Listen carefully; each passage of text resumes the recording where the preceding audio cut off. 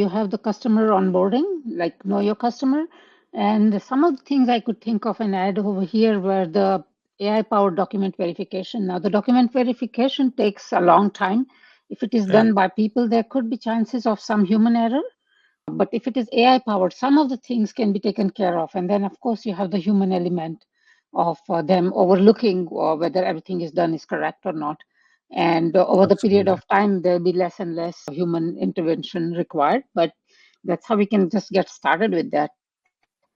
And the risk assessment for every applicant, and if you want to see the risk assessment of each applicant that person is applying, if you can just start with the AI powered risk assessment and have this setup in place, afterwards, as we go ahead, this could be less and less. But at first, I think the human element will be important. But if we can cut that out, it would be much faster. So we're reducing the time period, the processing time, and the errors that are happening. So that's one of the most important things while we're taking care of this other risk assessment as well as the document verification part.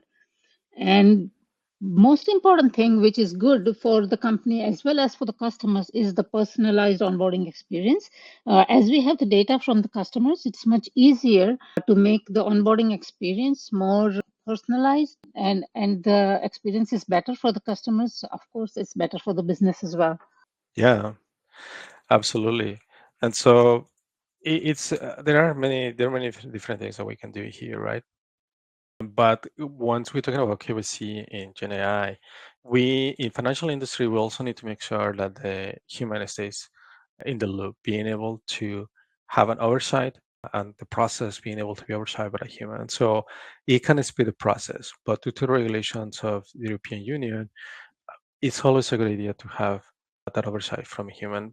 You can still speed up, you can still gain efficiencies with GenAI by being able to provide a summary